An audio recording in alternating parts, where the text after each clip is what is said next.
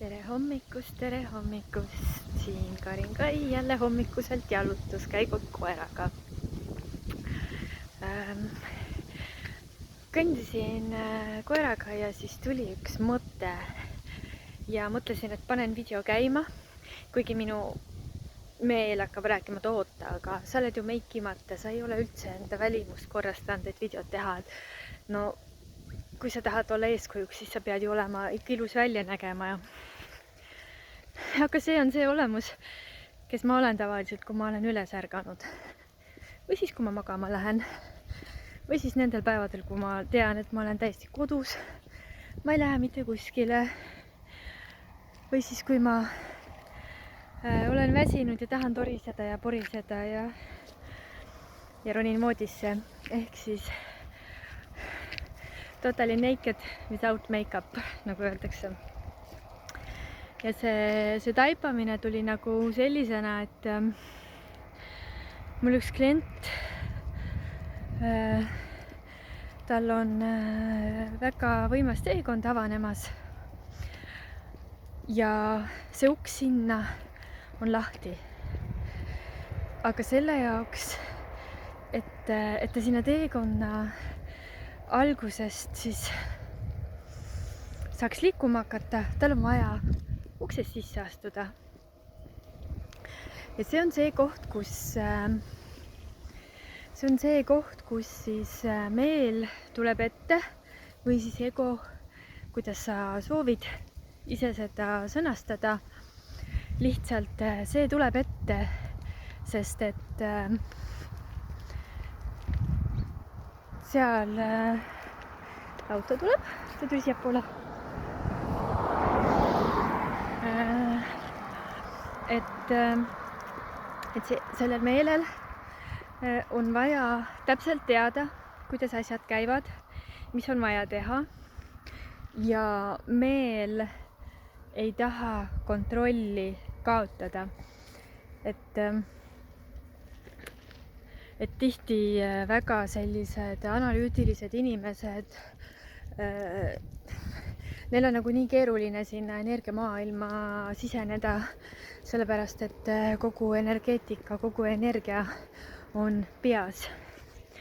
Aga selle jaoks, et sa saaksid energiat tunnetada, peab sinu energia või siis sa pead maailma vaatama läbi südameruumi. Ja miks ma sellest nagu räägin, on see, et väga paljud siis, kes tahavad, jooksevad kogu aeg kinni, sest nende meel tuleb ette, siis on vaja lihtsalt aeg maha võtta. Sest et kui sa nagu nii hulluks lähed ära sellega, et sa surud ja surud ja surud, sul ei ole tulemusi, sul ei tule välja, sa ei saa aru, sa jooksed kogu aeg nagu vastu seina, siis tulebki aeg maha võtta. See on ju tegelikult ükskõik millise tegevusega. Et võtad korraks aja maha, eemaldud. Sellisel juhul mina soovitan minna vaikusesse. Sest et kui sa jätkad oma igapäevast elu selliselt, et kogu aeg on tähelepanu väljapoole, kogu aeg on ümberringi müra, kogu aeg oled sa kuskil seadmes, arvutis, telekas, telefonis või raadios või kus iganes veel on ju, su tähelepanu on ikkagi pööratud väljapoole. Ja kui su tähelepanu on endast väljas, siis ei saagi kogeda seda, mis sinu sees on. Sa ei saa läbi selle vaatepunkti hakata tajuma seda või tunnetama või kuulma või nägema. Et jaa, see tähendab siis seda, et sa võtad endale aja maha, lähed vaikusesse, lihtsalt oled iseendaga koos ja koged läbi iseenda tunnetuse maailma. See tähendab seda, et mõte, nii nunnu mõttekene, mõistusekene, teed talle pai, kui ta tahab jälle nähtavale tulla ja midagi ketrama peas hakata. Et sa lubad endale seda vaikuse ruumi. Ja tegelikult on nii, et ei piisa sellest 1 tunnist, et sa oled 1 tund vaikuses. Teinekord piisab, aga üldjuhul on see, et kui sul on mingi keerulisem seis olnud, et sinu mõistus on domineerinud, sa oled terve elu peas elanud, siis see tahab aega, siis see tahab sisse integreerumist. Nädal, 2, kas või terve nädalavahetus lihtsalt, et sa saaksid selle kogemuse kätte, kui sul ei ole rohkem võimalust seda aega. Aga see on see koht, kus sa saad lihtsalt selle kogemuse kätte, kuidas on olla vaikuses iseendaga, iseendana, kuulata seda, mis sinu keha sees toimub, tunnetada enda ümbritsevat maailma. Ja kui sa oled saanud selle kogemuse kätte, et sa oled olnud vaikuses ja tunnetanud, siis sa märkad, et päris mõnus on. Ja su meel on nagu maha rahunenud selles osas, et sa pead midagi tundma, tajuma, sa pead kuulama oma teejuhte, sa pead ühenduma allikuga, et sinu keha räägib sinuga ja kõik need vaimsed sõnumid, mis on ju, et kuulama südant ja aga kuidas sa kuulad, kui sinu meel on nii aktiivne, sest meel tahab nagu füüsiliselt kõrvadega kuulata, aga see kuulamine on läbi tajumise, läbi enda keha, et su tähelepanu on nagu läbi keha tunnetuse väljapoole viidud, mitte läbi mõistuse. Ma loodan, et sa saad sellest aru. Korraks on kakapeatus koeral. Ehk siis võib-olla kõige suurem viga, mida inimesed ongi teevad, et kui ütled, et kuula, mida su teejuht sulle räägib või kuula universumi sõnumeid või kuula, mida su keha või süda sulle räägib, on see, et sa hakkad läbi kõrvade kuulama. Reaalsus on see, et sa lähed keha tunnetuse peale, su keha on ainult tajumise peal ja siis sa kuuled kõrvades, kui sulle tuleb see sõnum nagu jutuna. Ja sa kuuled seda peas, aga see ei ole mõistuse lugu, vaid et see ongi see sõnum. Et see on see koht, kus sa õpid eraldama neid ära, lihtsalt olles vaikuses. Ja rohkem sellega võib-olla ei olegi nii, et jäta siis meelde see, et kui sul ei tule kohe välja, siis ära suru ennast lõputult sinna. Tihe liiklus on täna. Nii et ära suru ennast lõputult, sellepärast et siis tekib väga suur vastupanu sinul endal ka, siis sul tekib see läbikukkumise tunne, et ma ei saa hakkama.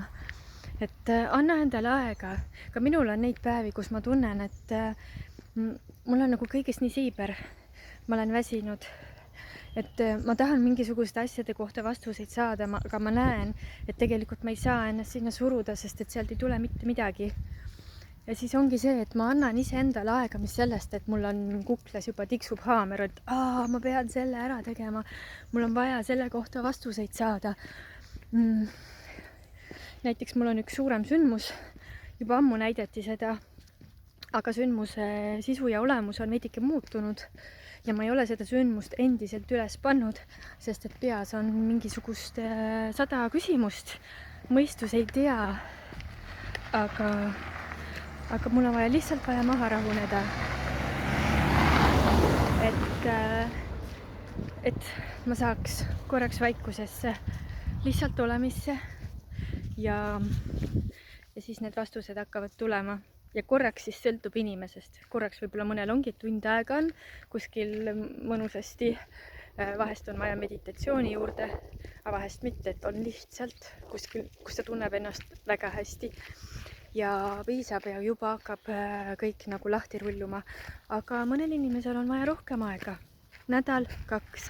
Tegelikult ka minu praktikas ja metameditsiinis, mis ma olen nagu õppinud, ka sealt tuli välja see, et kui inimene on väga keerulises kohas enda elus, siis kui ta on seal samas kohas ja muudkui mässab sellega, siis tal ei tule vastuseid ja tal ei tule lahendusi, ta ei näe väljapääsu, ta ei näe mingisuguseid muid võimalusi. Siis on see koht, kus on vaja eemalduda üksindusse. Ja seal on isegi välja toodud see, et 2 nädalat sa oled üksi, sa oled vaikuses, ei raadiot, ei televiisorit, ei telefoni, ei raamatut, sa oled vaid sina ise, ühtegi teist inimest ka ei ole. Ja sel hetkel, kui sa oled iseendaga, siis hakkavad asjad lahti rulluma. Sa näed lahendusi, sa näed seda hoopis teise pilguga, sa näed seda kõrvaltvaataja pilguga. See on ka üks asi, mida sul elus väga soovitan ära õppida, et näha olukordi ja inimesi kõrvaltvaataja pilguga. See muudab sinu maailma nii totaalselt. Nii, et siis ära suru ennast, võta endale aega lihtsalt olemiseks, aga see on ka lõksukoht võib-olla, et kui sa lähed väga mugavustsooni, et ma võtan aega ja siis tegelikult ei viitsegi üldse mitte midagi teha, siis jah, märka seda. Nii et kergus sinu olemisse, avasta ennast, avasta enda maailma. Mulle paistab päike nii totaalselt silma, et ma ei näe mitte midagi. Ma jõudsin randa. Üks väike nunnu Kurepalvu järv on siin. Nii et naudi iseennast ja naudi oma elu. Ja kui sa ei naudi oma elu, siis vaikselt hakka vaatama jälle, mis on see, mida sina saad enda jaoks ära teha. Mida sina saad teha selle jaoks, et muuta seda kohta, kus sa asud. Ja kui oled sees ja mässad, lahendust ei tule, astud korraks eemaldud, hakkad märkama teistmoodi seda. Nii et mõnusat päeva sulle. Tšau!